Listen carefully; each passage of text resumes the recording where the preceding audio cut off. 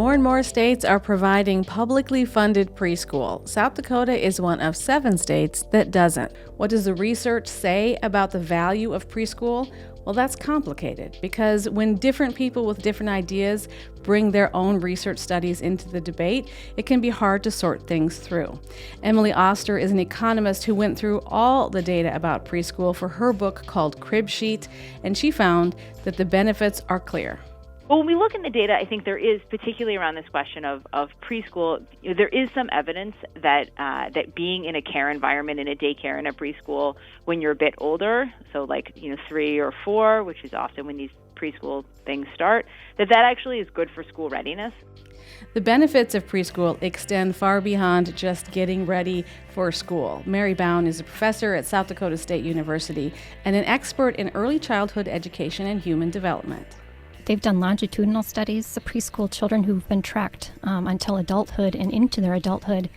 And they're showing children who were in quality childcare programs have 28% were less likely to develop alcohol and drug problems or end up in jail. They're 24% more likely to attend college, have higher incomes in adulthood. They have better math and reading and writing skills. Less likely to become teen parents, marijuana users, cigarette smokers. And like I said, this isn't just one study. These are multiple studies that are being done to show the importance of those early learning years. South Dakota is often cited as the leader in the percentage of working mothers who work inside and outside the home. Some estimates say 84% of women work outside the home, and that means a lot of families in the state are writing a pretty sizable check to get their kids to preschool, and they're waiting for lawmakers to catch up. But not everyone thinks preschool should be publicly funded. Randell BECK is executive director of the Hope Coalition in Sioux Falls. It's a collaboration of business leaders and educators who help underserved families afford quality preschool. More than 150 preschoolers are in Sioux Falls classrooms today through Hope Coalition partnerships. BECK says it's time for business leaders to step up for kids in their communities. It is not government's responsibility. I believe it is our responsibility. I think there's a temptation sometimes in our world today to sort of look to government to fix everything. The fact is we have no current state support for preschool. There's no upside, in my view, of wringing our hands about that. Randell BECK says the Hope Coalition model could be copied throughout the state by rural communities. But Mary BOWNE, who's a professor at SDSU, says it's not just about the availability of preschool. Because there's no state oversight, the standards for preschool vary widely. The issue is that what do you constitute as quality? South Dakota has no requirements or regulations for preschools unless the preschool is used as a substitute for parental care. So someone can claim them to be themselves a preschool, but ultimately what's taken place within that location.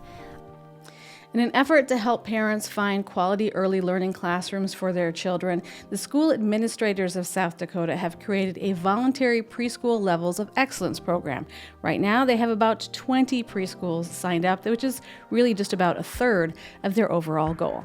We also want to remember that we're not advocating for every child to go to preschool. We're saying that if you do send your child to a preschool, we want them to have a quality experience. So it's important to note that some people don't think that children belong in preschool at all. They say childhood is a time for imagination and play. But early childhood experts say the good quality preschools are centered on imagination and play, and the kids are surrounded by qualified teachers who have a strong understanding for what those standards are. I think it's in the last few decades that people have really gotten a better understanding of what's going on for kids learning. I think, there's research going back into the 50s and 60s where we're just starting to figure out that these aren't just, babies aren't just fleshy little blobs that are cute and eat and make messy diapers. They're actually learning, and they're actually interacting with their people in their environment. And I think we're just now grasping that and now having to figure out how do we get everybody else on board and realizing that we need to be paying attention to this. As an education story, preschool in South Dakota is pretty straightforward. As a political story, it's a bit more complex. South Dakota's Speaker of the House is Stephen HAUGAARD, and he says the research that he has studied indicates most kids will catch up with their peers, even without being in an early learning classroom. As for who should bear the burden of the price of preschool, HAUGAARD says that's the parents' responsibility. It's an opportunity for families to make a choice about how they want to educate their kids. If they want to stay home and do that, or if they want to hire someone else to nurture their kids during the day while they're at work, all that's up to them. But to have some sort of a universal preschool, I think, is an ill-fated idea. State Representative ERIN HEALY says the state should at least study the impact of preschool by forming an early learning advisory council. But those legislative efforts have been blocked. She says largely because people have a fear of what's been called a socialist agenda and a fear of mandatory preschool in the state. I want to make it really clear that we want to make sure that parents are always given the option of providing that education at home, because some parents can do that. We just know that our state, with 74% of working families, we know that people can't afford to send their kids or don't have the structure in their communities available to send their children to preschool. We need to make sure that that is always an option for our state.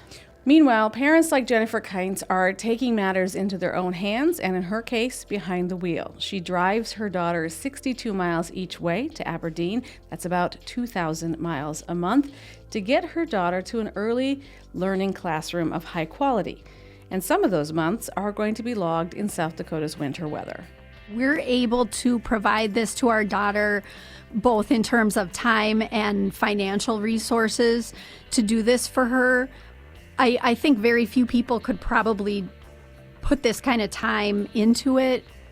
Other parents are still struggling to figure out which preschools are worth the expense and which ones are just glorified daycare. Nationwide, states are funding early childhood education to the tune of $7.4 billion. And as the research mounts for the impact of that investment, the investment is rising. For example, a place like Washington, D.C. spends more than $15,000 per child on early learning alone. The gap between the regions that have and the regions that have not is growing.